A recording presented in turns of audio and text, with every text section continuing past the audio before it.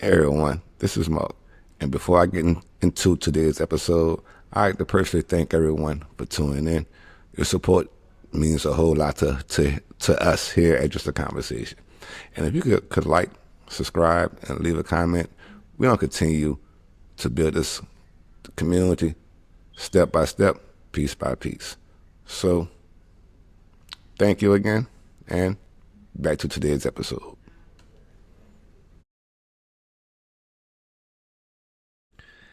If I asked you right now to picture a successful person, what would you see?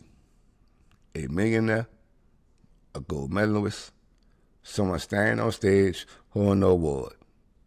See, we often think of success as this shining moment. But here's the truth. Success just isn't the finish line. It's the first step you take towards a dream, and every step after that. The moment you decide who you want to become and start working towards it, you are already a success. See, success is often a mistake for that goal achieved, the medal in hand, the dream job, the finish line secured. But true success begins much earlier than that. Like Earl Nightingale said, success is the progressive realization of a worthy ideal. It is not an event, but a journey. A worthy idea is much more than fleeing desires or shallow ambitions. It's a goal rooted in personal values and meaning, something that inspires and challenges you. For one person, it might be becoming a skilled teacher who's shaping your minds. For another, it could be building a business that solves real problems. See, the worthiness comes from the ability to contribute to a better self and often a better world. The word progressive shifts our focus from instant results to steady movement. Every small step, every chapter read, practicing a new skill, making a connection becomes a part of your success itself. The moment someone says, "This is the person I want to become," and then take action towards it, then you already begin to become successful. This perspective is powerful because it frees us from the trap of comparing our lives to others or measuring worth only by outcomes. It reminds us that as long as we are active, moving towards a meaningful goal, we are already succeeding in life. See, success is a daily habit, not a destination. We often think success as this grand event, winning a championship, launching a business, publishing a book. But these moments are just highlights. The real success happens behind the scenes in small, consistent actions we take every day. Think about it, an athlete who trains every morning, rain, sleet, snow. They're succeeding in those moments.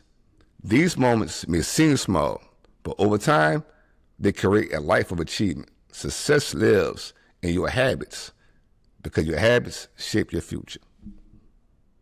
You have to define the worthy ideal. Not every goal qualifies as a worthy ideal. A worthy ideal is something deeply personally rooted in value, your passions, the impact you want to make in the world. The kind of goal that still excites you even when the work is hard.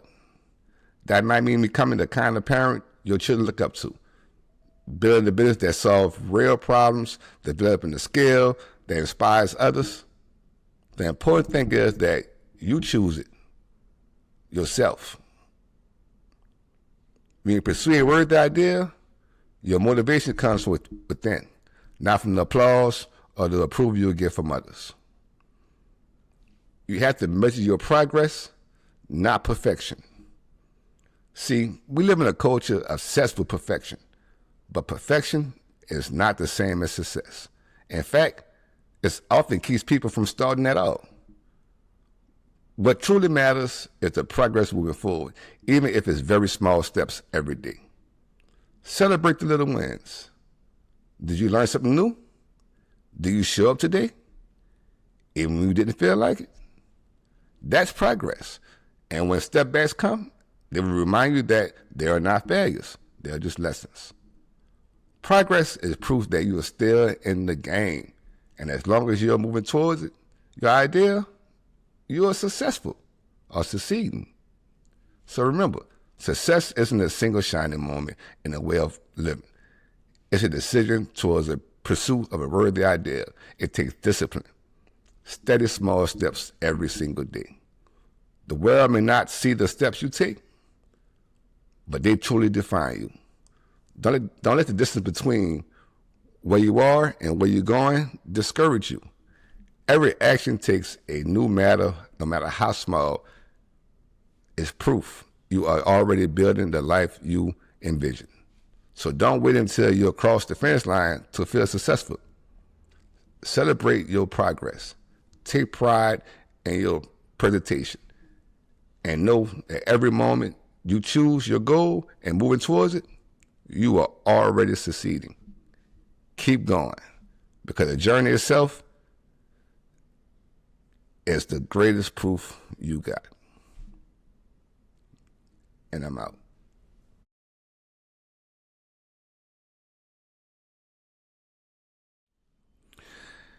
In every story, pain is the spark. What burn next? Well, that depends on who's holding the match. We think heroes and villains are opposite. But what if I told you there are two sides of the same wound? See, there's a moment, sharp, life-defining moment, that sits at the heart of every origin story. A gunshot in the dark alley, a loved one lost too soon, a betrayal so deep it shatters the soul. Pain. That's where it all begins. But pain is not exclusive to heroes. It's also the birthplace of villains. This is the uncomfortable and often overlooked truth behind heroes and villains. They are forged in the same fires. They carry the same wounds, the same griefs, the same aches of injustice. Take Bruce Wayne, for example. Watch both his parents died right in front of him.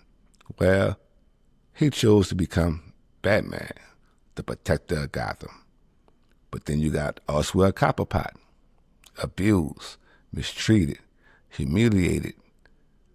He chose to become the Penguin, a man who would make Gotham pay for all his suffering. Then you got Peter Parker, who lost Uncle Ben. Well, he transformed his guilt into responsibility, vowing to save lives as Spider-Man. Then consider Magneto, a child who survived the Holocaust. His trauma was unimaginable. He watched the world cruelly unfold right in front of him. And once he discovered his mutant powers, he decided not to let that happen to him and his people ever again. And he chose to fight back. But then you got Charles Xavier, Professor X, who experienced the same discriminations that Magneto did. But instead of fighting back, he chose coexistence. He chose compassion. He believed that there's a possibility for peace. See, pain is the same teacher, but it does not give out the same lessons. Some people become protectors because they know how it feels to not be protected. Others become destroyers. They want the world to bleed just as they bled. But there's another side of this, and most in the overlooked part. The victim, the bystander, the so-called damsel in distress. You know, the family trapped in the collapsing building, the friend that's lost in the crossfire, the lover who became collateral damage. See, they remind us that pain does not always create heroes or villains. Sometimes it just creates more pain. In many ways, the victim is the true heart of the story. They remind us what the fight is for or against. It's about them. Without them, there's no one to protect, no one to avenge, no one to give you a reason to become more than human. See, this ain't just for comics or movies. This is a reflection of real life. People suffer trauma, losses, betrayal, abandonment, abuse. Some turn their pain into compassion. They become protectors, healers, advocates. Others let it twist them. They become bitter, vindictive, violent, numb. And sometimes it's only the difference is who showed up afterwards, who came and said, I believe in you, I see you, and you matter. And sometimes no one does. What separates a hero from a villain is not the magnitude of their pain, but the meaning they assign to it, the choice they make afterwards. But what separates both of them from the victim is the privilege of choice. This is the hardened truth behind heroes, villains, and victims. They're not separate. They're all of us. We are all capable of being all these at any given moment. Depending on our pain, our choices, and sometimes our sheer luck. In the end, we all carry scars. Some of us hide them. Some of us display them as armor. And some of us, well, simply we just live with them, quietly, every day. But every scar is a question. Will it make me softer or sharper? Will I rise or retaliate? Or will I simply just endure? Perhaps the most honest thing we could say about all these roles is they're not fixed identities, but shifting masks we wear throughout our lives. We are all at different moments the hero, the villain, or the victim. And the story that depends on which side of the scar you choose to live on or survive through. The truth is, we're never just one thing.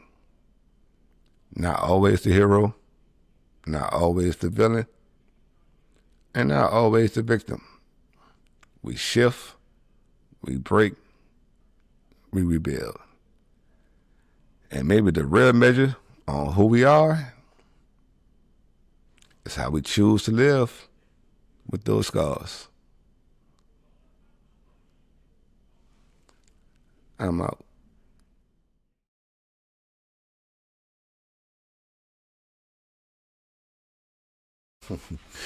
And that's today's show. I like to thank everyone for tuning in. Like I said, your support means so much to me. And I'm going to keep turning these episodes out twice a week. So be looking for them. And before I go, I just want to say that I don't claim to have all the answers. I'm just someone who is using some tools and some methods to get 1% better every day. And really, I'm just passing along. And hopefully you could watch my journey or you on your journey and we could literally walk this together. And if you apply what I'm teaching, 1% is just the start. So, like I always say, don't be a follower. Take what you need, put down what you don't need. But always be a student and never stop learning. So, that being said, if you like today's episode, I also have some old episodes you can check out that you can also eventually learn from too. Unless you want to know about my journey and what I'm doing every day, you can check me out on these other platforms. And looking forward to hearing from you. If you have any questions, need any advice, I'm just one click away. And until next time, this is just a conversation with Mo. I'm out.